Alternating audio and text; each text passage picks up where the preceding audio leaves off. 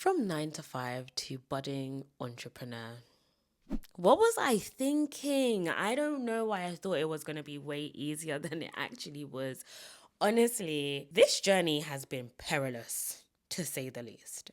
People make it seem like it's kind of easy. It can be quite smooth. I found it really, really difficult to juggle working 9 to 5 whilst building up this side hustle to a point where it was going to fully sustain me. I am not built that way. Those of you who are, round of applause, because I am not. So I had to take a huge risk. And that risk looked like getting to a point in my career where I said, I'm going to take a break, which wasn't really a break because the plan is to not go back to the 9 to 5, but you have to tell yourself some things so that you can actually make the first step, right? And then build up this business. And as you know, the first 5 months have not been great, but the pivot is happening. And as the pivot happens, the learning takes place. There are some key differences between working a 9 to 5 and being a budding entrepreneur or founder or whatever it is you want to call it. The first key difference that I found for me personally is a lack of structure. Oh my gosh.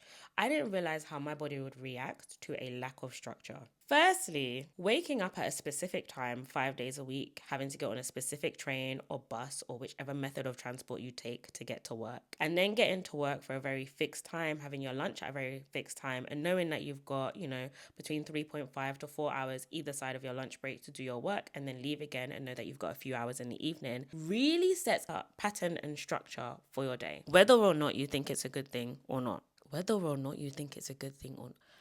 Guys, batch recording. You start to go a little bit too low.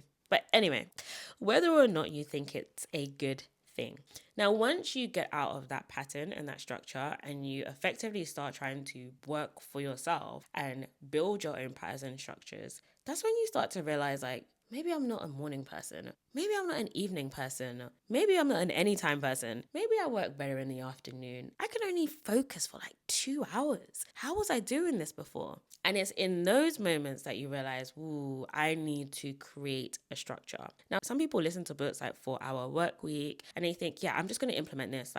This is coming from someone who's run multiple businesses. And then you realize that doesn't work for me either. Some people can literally wake up and from 8 a.m. to 8 p.m. just be solid on their laptop, not eating, not drinking, not going to the toilet.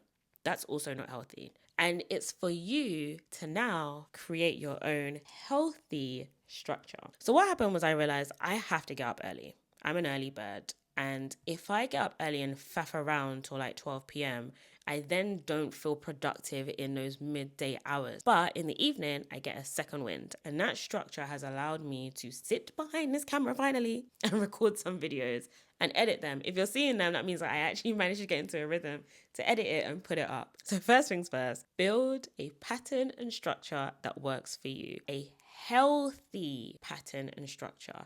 Ensure you're getting enough sleep, enough food, and enough water, because guys, when you start working for yourself, you realize that you work more hours than you worked when you was in your 9 to 5. So second thing, kind of linked to your structure, it's actually motivation. So in the early days, obviously after making the first 5 Etsy sales and they didn't come through regularly, I was like, this isn't working.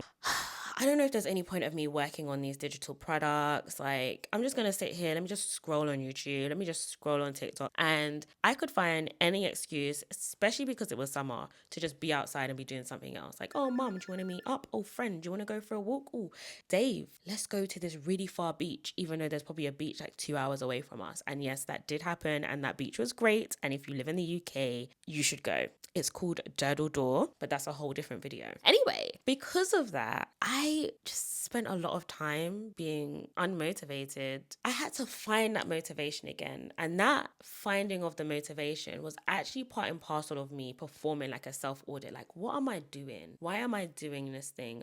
Do I need to pivot? Because I'm not enjoying just searching for seasonal things and just chasing whatever trend is happening. I want to figure out something that I can build, get my teeth into, and create a legacy and an ongoing product and service that really helps people. And if you haven't seen my other videos where I talk about doing your own self-audit or do you have to pivot, I would highly recommend watching those videos. So once I did that, that's when the motivation started to come back. Once I got my structure in place, it was easier to stay motivated. But it's about being consistent. And you'll see a lot of people talking about it's not about that motivation. It's not about that motivation. You're not always going to feel motivated, trust me. But when you have that structure and you build that consistency, you're able to ride those waves of low motivation. So just be aware that you're going to have seasons where your motivation is like down here, but you're going to have to work to actively work it back up slightly. And sometimes embrace it. Go out, do that walk, get that sunshine. We all need that vitamin C and D, but don't overdo it. So part of the motivation, like I said, is finding your why. Finding your why is part of that big, do I need to pivot? Is it that I just want to make money? Should I just follow the seasonal trend? Should I do what other people are doing? Should I find my own lane? These are all questions that you need to ask yourself. And whether you sit down and you write a long list about things or you decide, I'm just going to keep like figuring it out as I go, that's up to you. But it's so important that you find your why to build upon. For me, this is a big thing, not only because of my profession and because we have to do continuous professional development, but investment in self is like none to any. I keep saying things and I'm not sure if like I'm saying the right phrase or if I mean, guys, you know what I mean? Like it's second to none. Second to none, I think is the phrase that I'm looking for. It is so important that you take time, and I'm going to say, honestly, I'm going to say weekly to begin with, but daily to just take small learning steps. Educate yourself. Read a good article or book about something that you're interested in. Listen to a podcast. YouTube is an amazing source of information. Like YouTube University for me is real. Honestly, there's so much that I've learned about business, marketing strategy, making videos. Going and speaking to people is another way of you educating yourself. Go to networking events. If you're an introvert, which I'm sometimes an introvert, they can be quite overwhelming to go to, but every so often, if you can, go to these networking events. They are very useful to get to know people in different fields, different industries, pick their brains, and more so than that, get to know people on a personal level. Like just messaging someone on LinkedIn and being like, oh, can we please sit down and have a coffee, and then just talking to them without having like built like a relationship or a foundation can sometimes feel awkward to people like myself. So going to some of these events and kind of just getting to know people on that personable level, like, oh yeah, like I'm from the Caribbean, or my family's from the Caribbean, or oh yeah, I really love Subway. Okay, you're not gonna say that, but something really random, right? It's super, super, super important that you have these conversations, like personable conversations where you can get to know people and continue to invest in yourself. Oh my gosh, my iPad has died. Give me a second. We are back.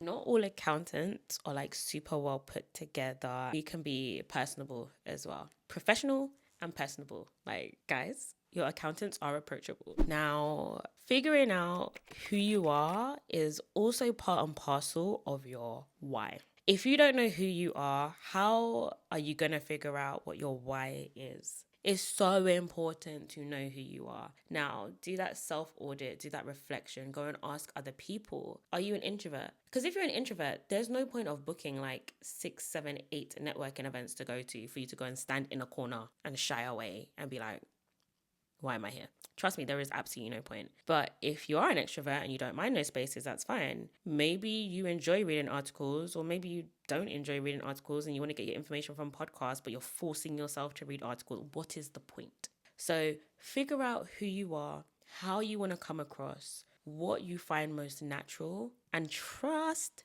me, it will be much easier to maintain it long term. So a big one for me is tackling fear and self-doubt. Guys, I cannot stress to you how long it has taken me to sit in front of this camera and record any of these videos. First of all, is because I didn't have a proper camera according to me. So then we got the Osmo Pocket. Then I had the Osmo Pocket, but then I didn't feel like I had the right setup. And then I had a setup, but then I didn't feel like it looked nice enough. And then it looked nice enough, but then I didn't feel like I looked nice enough. There was always an excuse, basically. The topics that I was talking about wasn't relevant. People are not going to watch my video. I don't know how to edit it. That was just these videos. When I got into the who am I, why do I want to do this, here is a product. I built the product. I've had this product sitting in my Google Drive for so long, ready to go. I've spoken about it to people. And guess what?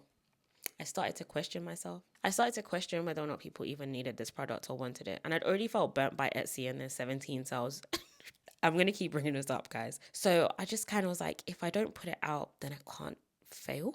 And That's true. But if you don't put it out, you also can't succeed. You need to see the fear and overcome the fear, because it will hold you back eventually. And the worst thing you want to do is be 10, 15, 20 years down the line, be looking back and saying, oh, I wish I'd at least tried. So tackle that fear. We are going to tackle it together. This whole YouTube channel video series is just about that for me, tackling that fear, coming in front of people and being like, I'm going to try and build a business. Now, what if this business doesn't actually work? What if no one buys my digital product? It's embarrassing, but so what? I can look back and say, you know what, guys, I actually tried. Like, I tried YouTube, I tried the digital products, I tried the SEO, I tried the marketing, I tried everything, and it didn't work. And in doing so, I know that I did my best. I didn't shrink away because of fear. Be your biggest cheerleader. I have cheerleaders around me, but just because they're saying, yay, this product is great, this is going to work, oh my gosh, I think this is such a great idea, does not mean that I might pull my finger out and get to doing it. I have to get that energy up and become my biggest cheerleader. Guys, it's hard. It is hard. I cannot lie to you. It is hard, and it will be hard, and there'll be seasons where it's easier than other seasons. But we need to build up that resilience within us. We need to try and be hyper-focused, be like, we can do this. I know I'm good at this thing. I know I have the knowledge of this thing. I know that some people will like me and some people won't like me. And you know what? That's fine. But we need to be our biggest cheerleaders. And finally, I've been saying this for over a year now. You need to be a little bit, if not a lot, at this point, delusional. We have to be delusional. Any business that we know of where they're making multi-millions, someone had to be delusional. Someone had to come up with this idea and be like, I'm going to push forward with this idea. I mean, even down to Amazon and Apple, someone had to be delusional at the time of doing it. People would have looked at them and been like, someone else is already doing it. Or do you really think people are going to want that product, service, or idea? And they had to be like, yes, I'm going to do this. You have to be a little bit delusional about this thing that you're trying to make come to life. And I'm going to stop saying a little bit. We're going to have to be a lot delusional. We're going to have to be a lot delusional, delu. And for me, that is saying to myself, I am not going back to a 9 to 5. I am going to put my feet in. I'm going to work hard. I'm going to drive. I'm going to do these videos, edit these videos. People are going to watch them. They're going to enjoy them. I'm going to get my digital products out there. I'm going to help people. I'm going to be able to build a community. I have to be delusional, because if I'm not, who else is going to really believe in me? I know we've got our external cheerleaders, but no one can get us to do what we need to do other than ourselves. So guys, let's be delusional on this journey. Let's truly believe that we can do this. This will succeed. And we will be able to build bridges for those who are coming after us and provide platforms for people to also get to do what we are trying to do as well. So there you have it. Why is 9 to 5 different to being a solopreneur or a founder? These are all the things. These are all different. If you're working 9 to 5, you know that you can go in, you work your hours, you get paid at the end of the day, maybe move up the corporate ladder if you're lucky. You can get another job if you're lucky. You are kind of afforded, and I'm going to put this in inverted commas because of the times that we live in, but you're kind of afforded a guaranteed income. But if you are a founder or a small business owner, all of it is kind of on your shoulders. It's all on your shoulders. It's all about your belief process, you getting the work done, networking with others, investing in yourself. And there's going to be times when you're making no money and you still have to believe that this thing is your thing and you are going to succeed at it. And that is a key difference, having that belief, that drive, that motivation, that consistency to keep going even when there's nothing coming for it. And I truly believe that we are all going to get there. So let's do that together. Let's have a community of people to do that together with, because this can be a very isolating journey. So let's do it together, guys. I'll see you in the next video.